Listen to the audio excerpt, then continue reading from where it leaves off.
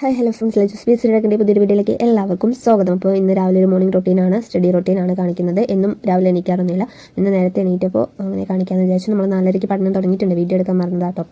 അപ്പോൾ പഠനത്തിൽ നിന്ന് നമ്മൾ വേറൊരു കാര്യം പറയാം. കേരളം കണ്ട ഏറ്റവും വലിയ ദുരന്തമാണ് വയനാട് ഉണ്ടായിട്ടുള്ള ഉരുൾപൊട്ടൽ. നമ്മുടെ മുൻ തലമുറ അല്ലെങ്കിൽ ഈ തലമുറ തന്നെ ചെയ്ത പാപങ്ങൾക്കുള്ള ഒരു പ്രതിഫലമാണ് പ്രകൃതി നമുക്കിപ്പോൾ തന്നുകൊണ്ടിരിക്കുന്നത്. 2018 മുതൽ നമ്മൾ കാണുന്നതാണ്.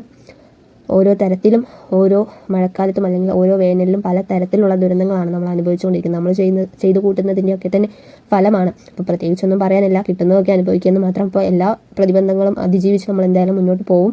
കേരളം എപ്പോഴും ഒറ്റക്കെട്ടായി നിൽക്കും. ഇങ്ങനെയുള്ള പ്രതിസന്ധികളിൽ എപ്പോഴും ഒറ്റക്കെട്ടായി നിൽക്കുന്നത് നമ്മൾ പല സാഹചര്യങ്ങളിൽ കണ്ടതാണ്. അപ്പോൾ ഈ ഒരു സമയത്ത് നമുക്ക് അവർക്ക് വേണ്ടി പ്രാർത്ഥിക്കാനേ സാധിക്കുള്ളൂ. അതുപോലെ ദുരന്ത സ്ഥലങ്ങളൊക്കെ കാണാനും വീഡിയോ എടുക്കാനും വീഡിയോ പകർത്താനൊന്നും പോകാൻ നിൽക്കരുത്. കിട്ടുന്ന സമയമെല്ലാം നമ്മൾ പഠിക്കാൻ നിൽക്കുക. അത് മാത്രമല്ല, രക്ഷാപ്രവർത്തനം കാര്യങ്ങൾക്കൊക്കെ ഇറങ്ങുന്നവരാണെങ്കിൽ അങ്ങനെ ഇറങ്ങുക. അതല്ലാതെ എപ്പോഴാണ് ദുരന്തം വരുന്നത്, പുതിയൊരു ദുരന്തം എപ്പോഴാണ് ഉണ്ടാവാൻ പോകുന്നത് നമുക്ക് ഒന്നും അറിയത്തില്ല. അപ്പോൾ ആവുന്നതും സേഫായി നല്ല സ്ഥലങ്ങളിൽ തന്നെ ഇരിക്കാൻ ശ്രമിക്കുക. അതുപോലെ വെള്ളം കയറാൻ സാധ്യതയുള്ള പ്രദേശങ്ങളിൽ കാത്തു നിൽക്കാതെ വെള്ളം കയറും എന്നതിന് അറിയുന്നതിന് മുന്നേ തന്നെ വേഗം അവിടെ നിന്ന് സേഫായി മറ്റു സ്ഥലങ്ങളിലേക്ക് മാറാൻ ശ്രമിക്കുക. വെള്ളം കയറി കഴിഞ്ഞ് മാറാൻ വേണ്ടി നിൽക്കരുത്. ഒരുപാട് ദുരന്തങ്ങൾ നമ്മൾ കണ്ടതാണ്. അപ്പോൾ വീണ്ടും പറയുന്നില്ല, എല്ലാവരും സേഫായിരിക്കും. ഇന്നത്തെ ദിവസം അത് എത്രത്തോളം നമുക്ക് ഹാപ്പിയായി അല്ലെങ്കിൽ നല്ല പോലെ ഇരിക്കാൻ പറ്റുമോ അങ്ങനെ ഇരിക്കുക. നാളെ ഒരു ദിവസം ഉണ്ടാവുമോ എന്ന് പോലും നമുക്ക് അറിയത്തില്ല. അങ്ങനെയുള്ള ഒരു സാഹചര്യത്തിലൂടെയാണ് ഇപ്പോൾ നമ്മൾ കടന്നു പോകുന്നത്. ഓക്കെ, അപ്പോൾ നമ്മുടെ പഠനത്തിലേക്ക് വരാം. പഠനത്തിൻ്റെ കാര്യമാണെങ്കിൽ പോലും ഇപ്പോൾ നന്നായി പഠിക്കാൻ. നാളെ ഒരു എക്സാം എഴുതുകയാണെങ്കിൽ ഇന്ന് അതിൻ്റെ പ്രിപ്പറേഷൻ എത്ര പീക്ക് ലെവലായിരിക്കും ആ ഒരു ലെവലിൽ തന്നെ ഇരുന്ന് പഠിക്കുക. കാര്യം കുറച്ച് ദിവസങ്ങൾ നമുക്ക് പഠിക്കാൻ പറ്റിയില്ല എങ്കിൽ പോലും നമ്മുടെ കോൺഫിഡൻസ് ഒന്നും കുറയാതെ തന്നെ നല്ല രീതിയിൽ എക്സാം എഴുതാൻ പറ്റണം. എന്താണ് സാഹചര്യം എന്നൊന്നും അറിയില്ല. ഇനിയും 4-5 ദിവസം കനത്ത മഴയ്ക്ക് സാധ്യതയുണ്ട് എന്നാണ് നമുക്ക് ഇപ്പോൾ കിട്ടുന്ന ഒരു ന്യൂസ് എന്ന് പറയുന്നത്. അപ്പോൾ തീർച്ചയായും പഠിക്കുന്ന കാര്യങ്ങൾ വളരെ ചിട്ടയോടുകൂടി കൃത്യമായി പെൻഡിങ് ഒന്നും ഇല്ലാതെ അന്നന്ന് പഠിക്കാനുള്ള ടൈം ടേബിൾ നമ്മൾ തയ്യാറാക്കുമല്ലോ. അപ്പോൾ അതെല്ലാം അന്നന്ന് തന്നെ കവർ ചെയ്ത് പോകാൻ ശ്രമിക്കുക. ഞാൻ എന്നും അങ്ങനെ രാവിലെ എണീറ്റിരുന്ന് പഠിക്കാറുള്ള ആളല്ല. കഴിഞ്ഞ ദിവസം തീരെ നേരത്തെ കിടന്ന് ഉറങ്ങുകയും ചെയ്തു. പിന്നെ കുറച്ച് ദിവസമായിട്ട് ഈ നൈറ്റിരുന്ന് പഠിക്കുന്നതുകൊണ്ട് തന്നെ രാവിലെ തീരെ ഉഷാറില്ല. പിന്നെ ഒരു ഉച്ച വരെയുള്ള സമയം വേസ്റ്റായിട്ട് പോകുന്ന പോലെ എനിക്ക് തോന്നി. അപ്പോൾ ഞാൻ കരുതി രാവിലെ എണീറ്റിരുന്ന് പഠിക്കാം, കുറച്ചുകൂടെ ഉഷാറാവും എന്ന് വിചാരിച്ചിട്ടാണ്. എണീക്കാനൊന്നും പറ്റുന്നില്ല എങ്കിൽ പോലും ഞാൻ ശ്രമിക്കുകയാണ്. നേരത്തെ രാത്രി കിടന്നിട്ട് രാവിലെ ഒരു 4:30 എണീക്കണം എന്നാണ് വിചാരിക്കുന്നത്. അപ്പോൾ ഒരു ദിവസം അങ്ങനെ നടന്നു. അപ്പോൾ ഫസ്റ്റ് എനിക്ക് വീഡിയോ എടുക്കാൻ വിട്ടുപോയത് അതുകൊണ്ട് ആ ഒരു ഉറക്കമപ്പിൽ വീഡിയോ എടുക്കുന്ന കാര്യം ഓർമ്മയുണ്ടായിരുന്നില്ല. അപ്പോൾ ഞാൻ ഫസ്റ്റ് പഠിച്ചത് ബയോളജിയാണ്. കുറേ കാലമായിട്ട് ബയോളജി അങ്ങനെ റിവിഷൻ ഒന്നും ചെയ്യാറില്ല. അതുകൊണ്ട് തന്നെ കുറേ പഠിച്ച കാര്യങ്ങൾ അതുപോലെ എപ്പോഴും ചോദിക്കുന്ന കുറേ ടോപ്പിക്സ് ഉണ്ട്. അതൊക്കെ എക്സാം പോയിന്റ് ഓഫ് വ്യൂവിൽ കാണുമ്പോൾ എനിക്ക് ഡൗട്ട്സ് വരുന്നുണ്ട്. ഓപ്ഷൻസ് കാണുമ്പോൾ ഡൗട്ട്സ് വരുന്നുണ്ട്. പക്ഷേ ക്വസ്റ്റ്യൻ അറിയാം, ആൻസർ കൃത്യമായിട്ടൊന്ന് കറുപ്പിക്കാൻ സാധിക്കാത്തൊരവസ്ഥ വന്നപ്പോൾ ഞാൻ വീണ്ടും ബയോളജി റിവിഷൻ ചെയ്യാമെന്ന് വിചാരിച്ചു. രാവിലെ ആകുമ്പോൾ കുറച്ചുകൂടെ ഫ്രഷ് മൈൻഡാണ്, എല്ലാം മനസ്സിലാക്കിയെടുക്കാൻ പറ്റുമെന്ന് വിചാരിച്ചാണ് ഞാൻ രാവിലെ തന്നെ ബയോളജി എടുത്ത് ഏകദേശം 1 മണിക്കൂറോളം ബുക്കും പിടിച്ചിരുന്നു. അതിൽ ഇമ്പോർട്ടൻ്റ് ആയിട്ടുള്ള ടോപ്പിക്സ് മാത്രമേ ഞാൻ നോക്കിയിട്ടുള്ളൂ. അങ്ങനെ എല്ലാം വലിച്ചു വാരി പഠിച്ചിട്ടൊന്നുമില്ല. ഇനിയുള്ള ദിവസങ്ങൾ വളരെ ചുരുക്കമാണ്. അപ്പോൾ രാവിലത്തെ പരിപാടി എന്ന് പറയുന്നത് മോൾ എണീറ്റിട്ടില്ല, അവൾ ഇടയ്ക്ക് ഇങ്ങനെ തെളിയുന്നുണ്ട്. അപ്പോൾ അതിൻ്റെ ഇടയിൽ കൂടെ ആണ് ഇരുന്ന് പഠിക്കുന്നത്. ഏകദേശം ഒരു 7 മണി വരെ ഇരുന്ന് പഠിക്കാം എന്നാണ് വിചാരിച്ചത്. അതിനിടയിൽ മോൾ എണീക്കുകയും ചെയ്തു. പിന്നെ ഒരു 5:30 വരെയാണ് ഞാൻ ശരിക്കും ഇരുന്ന് പഠിച്ചത്, ബയോളജി ഇരുന്ന് പഠിച്ചത്. പിന്നെ ഞാൻ എപ്പോഴും എല്ലാവരും ചോദിക്കുന്ന ഒരു ക്വസ്റ്റ്യനാണ്, സിലബസ് തീർന്നോ, എന്താണ് അവസ്ഥ, സിലബസ് ഫുള്ളും തീർത്തോ അങ്ങനെ കുറേ ചോദ്യങ്ങൾ എല്ലാ വീഡിയോൻ്റെ ഇടയിലും അങ്ങനെ ഒരു ചോദ്യം ഞാൻ കാണാറുണ്ട്. അപ്പോൾ നിങ്ങൾ ഈ കാണുന്നില്ലേ, ഇതാണ് എൻ്റെ ഒരു സിലബസ് പ്രിൻ്റ് ഔട്ട് എന്ന് പറയുന്നത്. ഞാൻ ഏകദേശം നിങ്ങൾക്കറിയാം, ഞാൻ ആദ്യം മുതൽ തന്നെ ഫോളോ ചെയ്യുന്ന ആൾക്കാർക്കാണെങ്കിൽ അറിയാം, ഏകദേശം ഞാൻ 1 വർഷത്തോളമായി ഈ ഒരു പരീക്ഷയ്ക്ക് വേണ്ടിയുള്ള കാത്തിരിപ്പും പ്രിപ്പറേഷനും ഒക്കെ തുടങ്ങിയിട്ട്. ഞാൻ ആദ്യമായിട്ടാണ് LDC എഴുതാൻ പോകുന്നത്. അപ്പോൾ അതിൻ്റേതായ എല്ലാ ഫോൾട്ടുകളും എനിക്ക് ആദ്യത്തെ തുടക്കത്തിലുണ്ടായിരുന്നു. പിന്നെയാണ് അത് റെഡിയായി വന്നത്. ഒരു 3 മാസം പഠിച്ചു കഴിഞ്ഞപ്പോഴാണ് ഒരു ട്രാക്ക്, PSCയുടെ ട്രാക്ക് ഒന്ന് മനസ്സിലാക്കിയെടുക്കാൻ സാധിച്ചത്.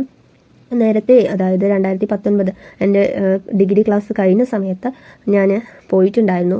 ഒരു 4-5 മാസം പോയി. പക്ഷേ എനിക്ക് അവിടെ ഒരു തൃപ്തി ഉണ്ടായിരുന്നില്ല. അത് കഴിഞ്ഞ് കൊറോണ ആയി, പിന്നെ മാരേജ്, അങ്ങനെ കാര്യങ്ങളൊക്കെ ആയിട്ട് പിന്നെ ഞാൻ കോച്ചിങ്ങിനൊന്നും പോയിട്ടില്ല. കോച്ചിങ്ങിന് പോയപ്പോൾ ഒരു ചെറിയ ബേസും കാര്യങ്ങളും കിട്ടി. പിന്നെ അതുപോലെ തന്നെ ഒരു കോമ്പറ്റീഷൻ ലെവലും കാര്യങ്ങളൊക്കെ മനസ്സിലാക്കാൻ പറ്റി എന്നല്ലാതെ എനിക്ക് അവിടെ പോയതുകൊണ്ട് പ്രത്യേകിച്ച് ഒരു ഗുണവും ഉണ്ടായിട്ടില്ല.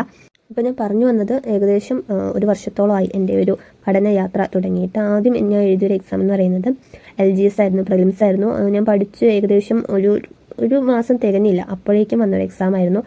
ഒട്ടും പ്രിപ്പറേഷനും കാര്യങ്ങളും ഒന്നും ഇല്ലാതെ പോയി വെറുതെ എഴുതിയിട്ട് വന്നൊരു എക്സാമാണ്. അതിൽ അത്യാവശ്യം എനിക്ക് സ്കോർ ചെയ്യാൻ സാധിച്ചു. അപ്പോൾ അത്യാവശ്യം പഠിക്കുന്നവരാണെങ്കിലും അല്ലെങ്കിൽ പഠിച്ചുകൊണ്ടിരിക്കുന്ന ഒരു വ്യക്തിക്ക് പ്രിലിംസൊക്കെ പെട്ടെന്ന് ക്രാക്ക് ചെയ്യാൻ പറ്റുമായിരുന്നു. പക്ഷേ ഞാൻ ആ ഒരു സമയത്ത് മാത്സോ ഇംഗ്ലീഷും മലയാളവും അങ്ങനെയുള്ളതൊന്നും നോക്കിയിട്ടുണ്ടായിരുന്നില്ല. എനിക്ക് ആകെ അറിയാവുന്നത് കുറച്ച് GK മാത്രമായിരുന്നു. അപ്പോൾ അറിയാവുന്നത് മാത്രം കറുപ്പിച്ചിട്ട് റിസ്ക് എടുക്കാതെ വേഗം വന്നു. അപ്പോൾ അതിലെനിക്ക് ഒരുപാടൊന്നും സ്കോർ ചെയ്യാൻ സാധിച്ചില്ല. പിന്നെ വന്നത് ഖാദി ബോർഡിൻ്റെ എക്സാം ആയിരുന്നു. അതും ഞാൻ പഠിച്ചൊരുപാട് അങ്ങനെ ഒരു പ്രോ ആയിട്ടൊന്നും ഉണ്ടായിരുന്നില്ല. ഒരുപാട് ഫോൾട്ടുകൾ വന്നു, നെഗറ്റീവ്സ് വന്നു. അപ്പോൾ അതിലും എനിക്ക് അങ്ങനെ വിചാരിച്ച പോലെ സ്കോർ ചെയ്യാൻ പറ്റില്ല. നെഗറ്റീവ്സ് വന്നാണ് പ്രധാന കാരണം. നെഗറ്റീവ് ഇല്ലായിരുന്നെങ്കിൽ എനിക്ക് അത്യാവശ്യം നല്ലപോലെ മാർക്ക് കിട്ടിയിട്ടുണ്ടാവുമായിരുന്നു. അത് കട്ട് ഓഫിൻ്റെ അടുത്ത് വരെ വരാൻ പറ്റുള്ളൂ. അത്യാവശ്യം സിമ്പിൾ സ്റ്റേജിലെ ഒരു എക്സാം ആയതുകൊണ്ട് തന്നെ നല്ല കട്ട് ഓഫ് ഉണ്ടായിരുന്നു. പഠിച്ചുകൊണ്ടിരിക്കുന്ന അല്ലെങ്കിൽ അത്യാവശ്യം നന്നായി പഠിച്ചിരിക്കുന്ന വ്യക്തികൾക്കെല്ലാം അതിൽ നല്ലപോലെ സ്കോർ ചെയ്യാൻ സാധിച്ചിട്ടുണ്ടായിരുന്നു. ഞാൻ ജസ്റ്റ് തുടങ്ങിയിട്ടുണ്ടായിരുന്നുള്ളൂ ആ ഒരു സമയത്ത്. ഏകദേശം 1 മാസം 1.5 മാസമൊക്കെ ആയിട്ടുണ്ടായിരുന്നുള്ളൂ. എനിക്ക് വലിയ അങ്ങനെ ഫുൾ ടൈം ഇരുന്ന് പഠിക്കുന്ന ഒരു ടൈപ്പ് ആയിരുന്നില്ല ആ ഒരു സമയത്ത്. ജസ്റ്റ് ഇങ്ങനെ 1-2 മണിക്കൂർ കിട്ടുന്ന സമയത്ത് മാത്രം അങ്ങനെ പഠിച്ചുകൊണ്ടിരിക്കുന്ന ഒരു ടൈമിലായിരുന്നു. പിന്നെ ഈ ഒരു 2 എക്സാമൊക്കെ കഴിഞ്ഞ് അപ്പോഴാണ് എനിക്ക് ശരിക്കും പറഞ്ഞാൽ ഒരു ട്രാക്ക് മനസ്സിലായതും അതുപോലെ തന്നെ ഇങ്ങനെ പോയാൽ ഒരുപാട് നെഗറ്റീവ് അടിച്ച് കിട്ടുന്ന മാർക്ക് കൂടെ കളയും എന്നൊക്കെ മനസ്സിലായപ്പോഴാണ് ശരിക്കും ഒരു സ്റ്റഡി പ്ലാൻ തയ്യാറാക്കുന്നതും അങ്ങനെ പഠിച്ച് തുടങ്ങണം എന്നൊക്കെ ആഗ്രഹിച്ച് പിന്നെ പ്രിൻ്റ് ഔട്ട് എടുത്ത് അതിലെല്ലാം അടയാളപ്പെടുത്തി അങ്ങനെ ചെയ്യുന്നതൊക്കെ ആ ഒരു എക്സാംസിൻ്റെ ആ ഒരു ടൈമിലായിരുന്നു. അപ്പോൾ ഒരു പ്രിൻ്റ് ഔട്ട് എടുക്കുന്നത് എപ്പോഴും നല്ലതായിരിക്കും. ഇതുപോലെ പല തരത്തിലുള്ള വർണ്ണങ്ങൾ അതിൽ നൽകുമ്പോൾ അതിന് കിട്ടുന്ന ഒരു സുഖം എന്ന് പറയുന്നത് പ്രത്യേക സുഖം തന്നെയാണ് കേട്ടോ. ഇതാണ് എൻ്റെ സിലബസിൻ്റെ അവസ്ഥ. നിങ്ങളുടെയും ഏകദേശം ഇതുപോലെയൊക്കെയാണ് എന്ന് ഞാൻ വിചാരിക്കുന്നു. പിന്നെ ഞാൻ ചെയ്തത് എന്താണെന്ന് വെച്ചാലും ഈ ഒരു പഠനവും കാര്യങ്ങളൊക്കെ കഴിഞ്ഞു. പിന്നെ മോർണിംഗ് പരിപാടികളൊന്നും നടക്കില്ല. അപ്പോൾ പണികളും കാര്യങ്ങളും അടുക്കളയിലെ വിശേഷങ്ങളൊക്കെ ആയി അങ്ങനെ പോയി. പിന്നെ കുറേ നേരം കഴിഞ്ഞിട്ടാണ് ഏകദേശം 10-11 മണിയാകുമ്പോഴാണ് പിന്നെ എനിക്ക് പഠിക്കാൻ സമയം കിട്ടുന്നത് കേട്ടോ. അതൊന്നും അങ്ങനെ അടുക്കളയിലെ വിശേഷങ്ങളൊന്നും കാണിച്ചിട്ടില്ല. എപ്പോഴും ഉള്ളതൊക്കെ തന്നെയാണ്. ഇവിടെയാണെങ്കിൽ നല്ല മഴയാണ്, ഒരു രക്ഷയില്ലാത്ത മഴയാണ്. പിന്നെ അവിടെ അടുത്ത് പുഴയും തോടും അതൊന്നും ഇല്ലാത്തത് കൊണ്ട് അങ്ങനെ വെള്ളമൊന്നും കയറുന്നില്ല എന്ന് മാത്രം. ഒരു ചെറിയ ഒരു ചാലുണ്ട്, അതിൽ കൂടെ ആ തൊടിയിൽ നിന്ന് വരുന്ന വെള്ളമൊക്കെ അങ്ങനെ പോകും. അപ്പോൾ വീട്ടിലേക്കൊന്നും അങ്ങനെ വരുന്നില്ല. എന്നാലും കുറച്ച് താഴ്ന്ന പ്രദേശമാണ്. ദൈവം സഹായിച്ച് കുഴപ്പമൊന്നുമില്ലാതെ പോകുന്നു. പിന്നെ ഞാൻ ചെയ്തത് ഖാദി ബോർഡ് മെയിൻസിൻ്റെ ക്വസ്റ്റ്യന് ഒന്ന് വർക്കൗട്ട് ചെയ്തിട്ടുണ്ടായിരുന്നു. അത്യാവശ്യം നല്ല ടഫായിട്ടുള്ള ഒരു ചോദ്യപേപ്പർ തന്നെയായിരുന്നു ഞാൻ നോക്കിയപ്പോൾ. എന്നാലും കുഴപ്പമില്ലാതെ സ്കോർ ചെയ്യാൻ പറ്റി. പക്ഷേ വീട്ടിലിരുന്ന് സ്കോർ ചെയ്യുന്ന പോലെ അല്ലല്ലോ എക്സാം ഹോളിൽ. ഒരുപാട് പേർക്ക് എക്സാം എഴുതാൻ പറ്റാത്ത അവസ്ഥയൊക്കെ ഉണ്ടായിട്ടുണ്ട്. അപ്പോൾ വീണ്ടും ഒരു എക്സാം കണ്ടക്ട് ചെയ്യും, അല്ലെങ്കിൽ എക്സാം എഴുതാത്തവർക്ക് ഒരു അവസരം കൂടി കിട്ടും എന്നൊക്കെയാണ് വിശ്വസിക്കുന്നത്. അപ്പോൾ ഏകദേശം ഇനി വരാൻ പോകുന്ന എക്സാംസിൻ്റെ ആണെങ്കിലും എല്ലാം ഒന്ന് വർക്കൗട്ട് ചെയ്ത് എന്നിട്ട് വേണം നമ്മൾ എക്സാം ഹോളിലേക്ക് പോകാൻ. ടെൻഷൻ ഫ്രീ ആയിട്ട് തന്നെ പഠിക്കാൻ ശ്രമിക്കുക. എല്ലാവരും സേഫായി തന്നെ ഇരിക്കാൻ ശ്രമിക്കുക. ആവുന്നത് എല്ലാ ദിവസവും നന്നായി തന്നെ പഠിച്ച് ഇനി മുന്നോട്ട് പോവുക. അപ്പോൾ അടുത്തൊരു വീഡിയോയിൽ കാണുന്നവരെ ബൈ ബൈ.